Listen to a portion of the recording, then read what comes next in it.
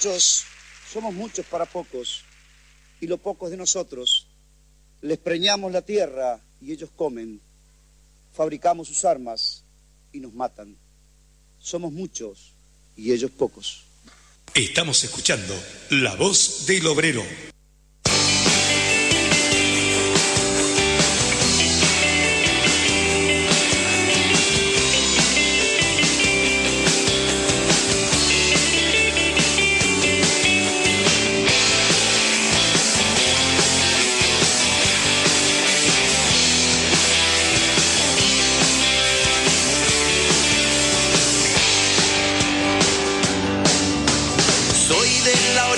Brava del agua turbia y la correntada que baja hermosa por su barrosa profundidad. Y continuamos en La Voz del Obrero, 19:11 minutos en esta tarde de verano, y ya estamos en comunicación con nuestro compañero Leo Moreno, a quien le damos la bienvenida y las buenas tardes. ¿Cómo te va, Leo?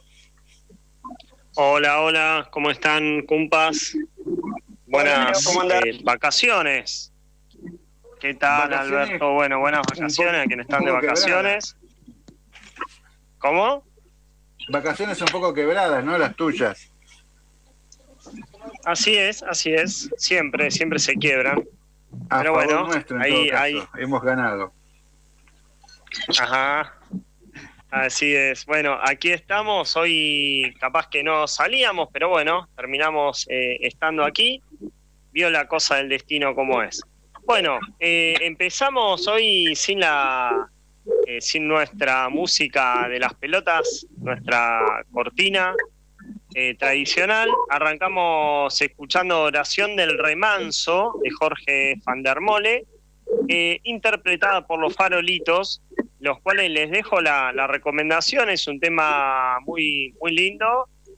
Acá se los pasé en versión rock, pero bueno. Claro, una buena interpretación aparte. ¿Cómo? Que una buena interpretación aparte, no es la tradicional, justamente tiene un... No, muy buena, aunque bueno, es para tocar en chamamé, pero bueno, vale el rock, vale la libre interpretación. Y bueno, la idea de arrancar con esto apuntaba a ir pensando el Paraná, el río Paraná, del cual vamos a hablar hoy. Como justamente eso, un río, un espacio en el cual convivimos, del cual somos parte, del cual utilizamos. Hay algo que se llama, un término técnico, se habla múltiples usos o usos múltiples del río, por ejemplo, ¿no? Se habla de nadar, de pescar, de utilizar el agua, de refrescarse, de beber. Bueno, son muchas cosas por las cuales a veces pasan, las cuales pasan en nuestra mente cuando nos referimos a un río. Aunque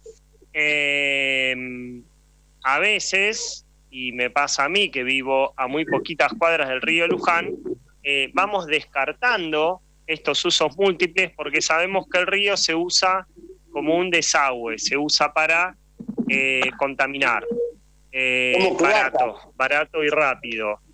Y en este caso, hablando del río Paraná, no solo se usa para echar todos los residuos posibles, un río majestuoso, gigante, sino que también se usa para transporte, ¿no? Se usa y se lo llama muchas veces, escuchamos que cuando se habla del Paraná se habla de la hidrovía, del Paraguay-Paraná o del Paraná-Paraguay.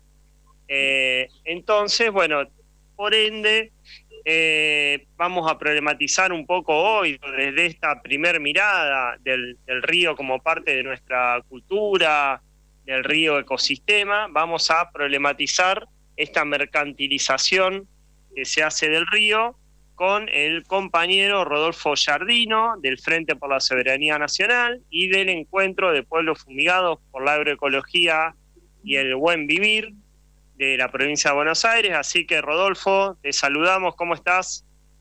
¿Qué tal, Leo? Y la audiencia, muchas gracias por invitarme.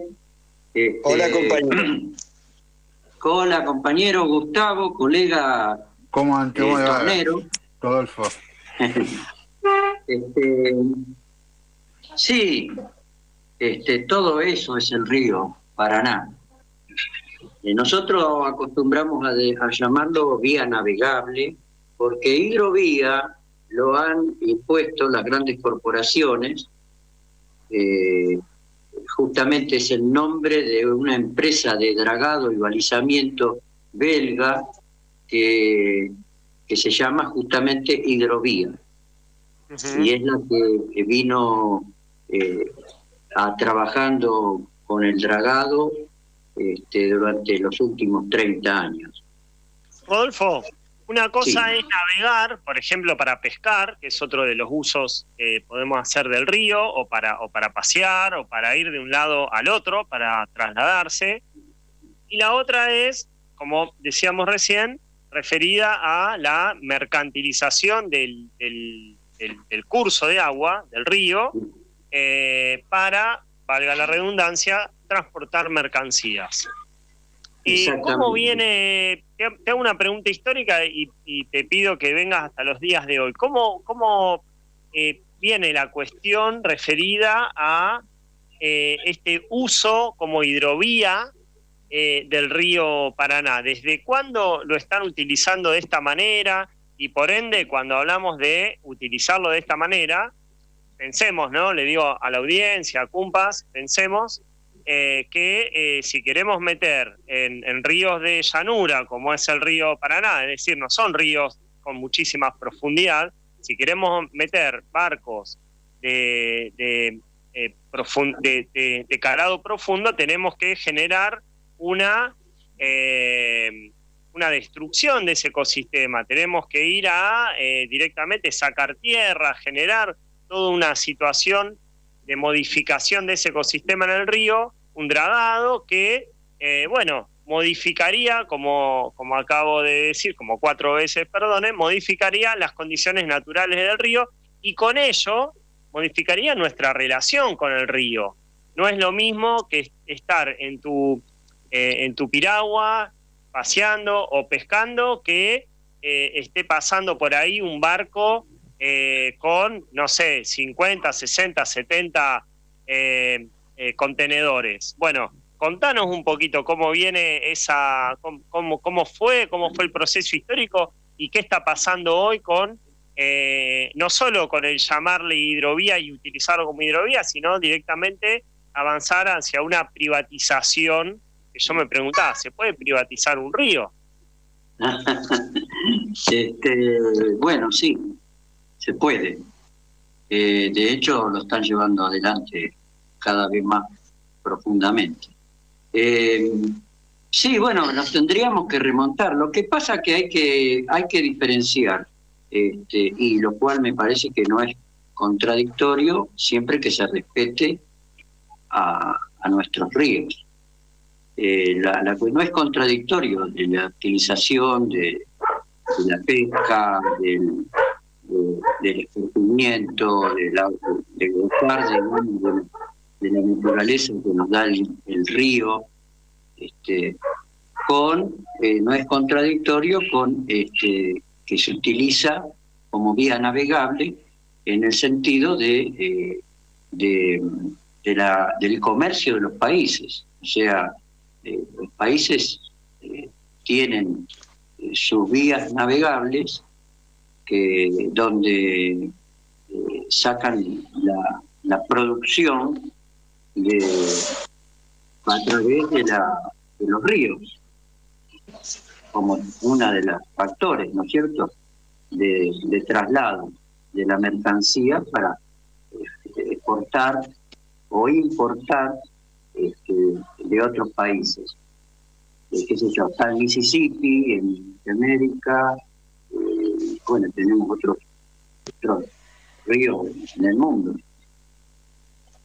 Lo que pasa, tendríamos que irnos a la historia, ¿no es cierto? Hay una reseña que yo te había comentado de Manuel Belgrano, que define, yo se los comparto a la audiencia. O sea, Manuel Belgrano, que prócer nuestro de la independencia, en ocasión de fundar la Escuela Nacional de Náutica, allá en noviembre de 1799. Mirá qué lejos.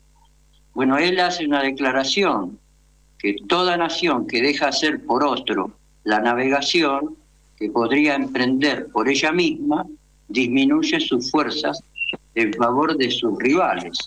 Y fíjate vos cómo ya está hablando del contrabando y el infernal monopolio, dicho por sus propias palabras, que esa situación reducirán sus riquezas de nuestro país a unas pocas manos que arrancan el jugo de la patria y la reducen a la miseria.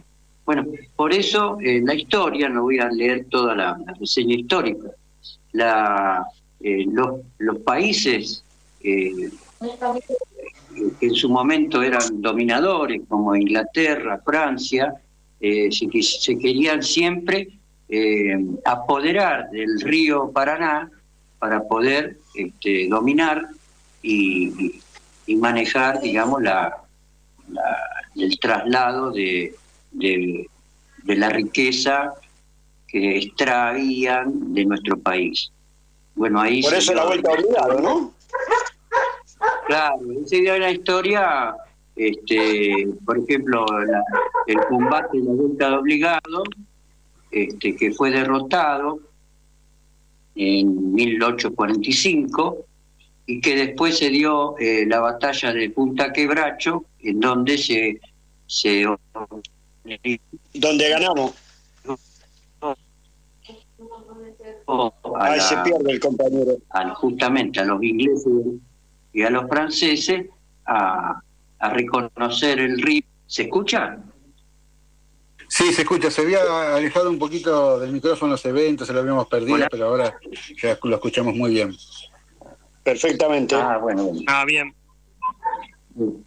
Bueno, él decía eso, que las grandes potencias siempre pusieron la mirada en nuestro río en función del saqueo que en sus momentos históricos hasta el día de hoy ejercen sobre nuestros territorios para sacar la riqueza justamente de nuestro país, ya sea por la agroindustria, ya sea por la minería. Claro, imagino yo que el negocio, la forma de negociar del siglo XIX habrá sido muy diferente en lo que tiene que ver con el calado, en lo que tiene que ver con de todo el desarrollo industrial y más allá de que la navegación de los ríos siempre fue un medio no solo de comunicación sino de negociación desde muchísimos años antes del descubrimiento de América. Incluso parte del descubrimiento de América se debe justamente a la navegación, ¿no? Pero ¿cuál es la relación hoy en este momento histórico de nuestra soberanía en relación al río y qué efectos también socioambientales puede tener la enajenación del manejo de los ríos? Bueno, justamente, llegamos a esta etapa, digamos, del desarrollo capitalista a nivel mundial, ¿no es cierto? Que ellos buscan la extracción de materias primas y, bueno, para eso necesitan apoderarse de las vías navegables, que ellos llaman mal llamada hidrovía. Esto viene de hace mucho tiempo ya.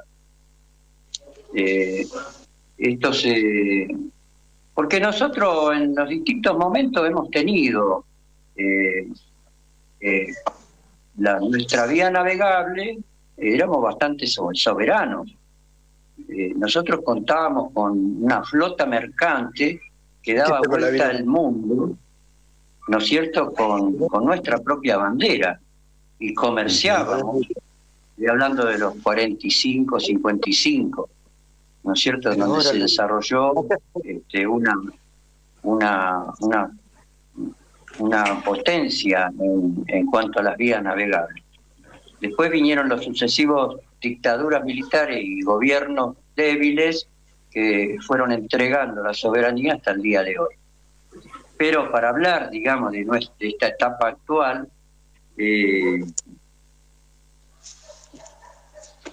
tenemos para decir de que desde los años 90, todo en nuestro país, se entregan los puertos y la empresa de dragado y balizamiento a empresas extranjeras, con la consecuente contaminación y destrucción del río, ¿no es cierto?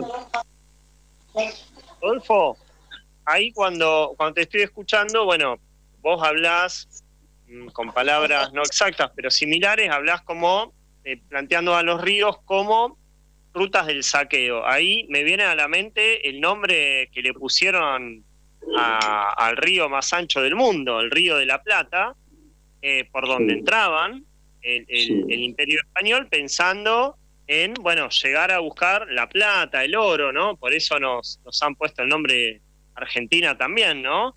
Como vamos viendo, en algún momento va a haber que cambiar algunos nombres, ¿no? Cómo van pensando desde Europa, desde los países centrales europeos en su momento o reinados en su momento, países, Estados-nación ahora, y ahora también más actualizado el capital transnacional, cómo sigue pensando a los ríos como rutas del saqueo. Ahí se me viene a la mente el plan COSIPLAN IRSA. El IRSA es la Iniciativa para la Integración de la Infraestructura Regional Sudamericana, donde justamente hay uno de los ejes que se llama Paraguay-Paraná. Es la hidrovía, es un eje, digamos. Es decir, pasan, toman directamente nuestra naturaleza, nuestros ríos, nuestra cultura, es decir, nos toman a nuestros pueblos como materia de saqueo. Y ahí retomo, ¿no? Una pregunta que tiraba Gustavo: ¿cuál es el impacto ambiental además que genera, ¿no? Por un lado tenemos todo el saqueo y puntualmente acá en la columna tradicionalmente vamos hablando de cada una de las problemáticas y que todas después terminan para esta extracción, este saqueo impuesto por la División Internacional del Trabajo, que, bueno, a otros países. Bueno, sí, no solo ambiental, Leo, porque también hay extracción. La situación con respecto al río, ¿cómo lo vienen trabajando desde el Frente para la Soberanía Nacional? Te pido un minutito que ya estamos cerrando la columna. Y perdón, Gustavo, no voy a oír. Sí, que te decía que no solo ambiental desde el punto de vista de la ecología, sino también social, ¿no? Porque hay un conjunto de pescadores que ante la cantidad de buques que van a ir apareciendo, van a ver reducida su capacidad de producción también y su calidad de vida. Sí, tal cual. Yo hago una aclaración. Cuando me refiero a ambiental, me refiero a natural. Ahí hablamos de natural y sociedad, pero bien Gustavo, gracias por la aclaración. Bueno, Rodo, te pido un minutito, ya vamos cerrando, vamos a dar una vuelta a esto. Sí, ¿cómo me decís que espero? No, que desarrolles en un minutito que ya vamos cerrando la columna. Tenés 2 minutos, sí. 3 minutos como mucho para ir cerrando porque ya nos viene empujando desde el otro bloque. Está perfecto. Bueno, tal cual lo dijiste vos, Leo. Tengamos en cuenta de que para el saqueo necesitan cada vez buques de mayor porte, hoy llamados Panamax, que son muy grandes tienen una longitud en donde llevan los contenedores que sacan de acá. Y eso, para poder navegar ahí en el río, necesitan dragar, y están pensando dragarlo a 13, 14 metros de profundidad. Y eso, claro, 44 pies. Exactamente, 44 pies, que serían 13, 14 metros. Bueno, Sí, sí. Eso provoca un desastre ambiental de una magnitud impresionante, con todas las consecuencias que eso lleva, porque ataca, va a hacer desaparecer los humedales, o sea, todo. Pero además las aguas de nuestro río ya están contaminadas por toda la agroindustria que sale por ahí. No solamente la agroindustria, por ahí, por el río Paraná, se va la droga, se va la trata de personas, la minería, por supuesto. Bueno, eso, para ello tienen que dominar el río Paraná. Si nosotros fijamos un mapa del río con sus puertos, vos tenés, por ejemplo, los chinos tienen 2 puertos, los Cargill tienen 3 puertos, Estados Unidos tienen como 5 puertos, ¿no es cierto? Vicentín tiene un puerto. Francia, Vicentín, 2 puertos. Bueno, son todas empresas multinacionales. El dragado, el balizamiento. Bueno, para terminar, en el año 20, por eso nacimos más o menos en esa época nosotros, el Frente por la Soberanía Nacional, justamente enfocando a la defensa del río Paraná. En el año 20, justo para el fallecimiento de Maradona, el gobierno de Alberto Fernández hace un decreto 949/20 que vuelve a querer licitar, porque ya se vencían los contratos, a licitar la vía navegable. Esto viene de los años 90, y ningún gobierno trabajó o se dedicó a defender la soberanía, sino que los gobiernos que vinieron después de los 90 volvieron a renovar esas licitaciones. Y este gobierno que estamos viviendo hoy está profundizando esta situación porque piensa licitar por 30 años, renovable por 30 años más, las vías navegables. Y eso significa directamente la entrega incluso de permitir a las tropas estadounidenses a hacerse dueñas y patrullar por nuestro río. O sea, fíjate vos cómo nos están invadiendo. Todo esto... ¿Puedo hacer un comentario, compañero, después? Termina. No, todo esto que viene de la década de los 90 ha generado la expansión del modelo agroindustrial en complicidad con los medios masivos de comunicación, los gobernantes, los políticos, los jueces e incluso los líderes sindicales. Todos metidos en la misma roja. ¿Viste? Esa es la realidad. Y bueno, como dije antes, esta situación, ¿no es cierto?, esta matriz productiva y económica de la región provoca un aumento enorme de la deforestación, cientos de incendios forestales alrededor del río, todo es profeso, los desmontes, arrasando las selvas, produciendo el relleno de humedales, bueno, un montón de cosas, con el propósito de tener mayor extensión de tierras para sus sembradíos y planes de negocios inmobiliarios. Bueno, todo eso genera una degradación del medio ambiente, de la biodiversidad, y con los efectos en la salud de la población, tanto rurales como urbanas, ¿no es cierto? Esto es terrible lo que nos está pasando. Y son empresas, ¿no es cierto?, que este gobierno y los anteriores han defendido siempre con nombre y apellido, que todos la conocemos: Dreyfus, Bungebord, Cargill, Vicentín, Glencore. Bueno, parecería que no hay forma o modelo económico que no esté ligado a la enajenación de nuestras riquezas, ¿no? Para estos sectores que hoy están en el poder y que en el gobierno, mejor dicho, o los anteriores gobiernos que cada uno ha profundizado la relación de subordinación a estos grandes grupos económicos. Quisiera hacer dos comentarios, incluso con una pregunta al compañero. No, ya nos vamos de tiempo, Alberto. Perdón, no, a Rodolfo también, ¿no? Porque ya nos estamos yendo demasiado tiempo y tenemos que un programa que continuar. Sí. Sí, bueno, yo te agradezco la invitación.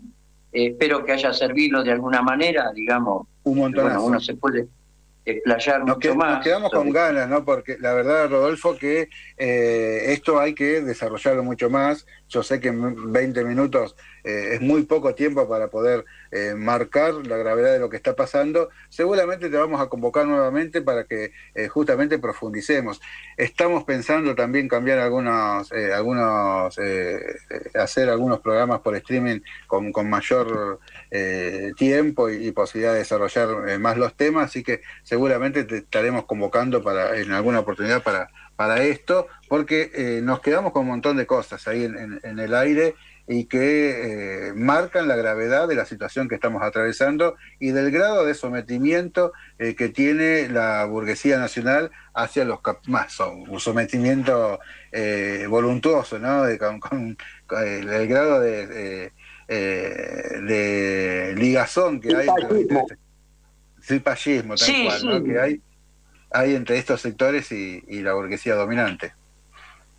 Sí, digamos, para cerrar, yo te diría que la cuestión esta del tema del río Paraná es una cuestión más del desmembramiento que estamos sufriendo nuestros territorios argentinos y latinoamericanos en función del saqueo, que muy bien dicho por Leo, el saqueo feroz, que necesitan gobernanza para poder sacar más rápido los productos que nos saquean. Esto profundiza la dependencia y ya nos estamos transformando, de hecho, en una colonia, tanto de Inglaterra, de Estados Unidos e Israel, porque ahora también se están adueñando de nuestra agua. Así que bueno, para hablar hay mucho. Pero sí, Rodolfo, te agradecemos un montón, queda clarísimo, quedan muchas cosas abiertas para quienes se van sumando. Estuvimos hablando con Rodolfo Giardino, del Frente por la Soberanía Nacional, y también del Encuentro de Pueblos Fumigados por la Agroecología y el Buen Vivir de la provincia de Buenos Aires. Yo por lo menos me quedo pensando mucho de estas cuestiones de si tuviéramos el control de la hidrovía en un estado con un estado burgués como el que vivimos, ¿qué cambio había? Me quedo pensando en somos o no somos colonias, si en algún momento dejamos de hacerlo. Son varias cuestiones que me parece que desde la hidrovía ese concepto tan nos permite entrar para luego desandar y decir, che, viejo, esto es un río, una hidrovía, esto es nuestra vida, es nuestra cultura, naturaleza. Así que con esto vamos cerrando. Les agradezco mucho el tiempo, muchísimas gracias, y como dice Gustavo, ya te iremos convocando. Así que la dimos próxima. Saludos. Bueno, muchas gracias, saludos a todos y cuando quieran, no hay problema.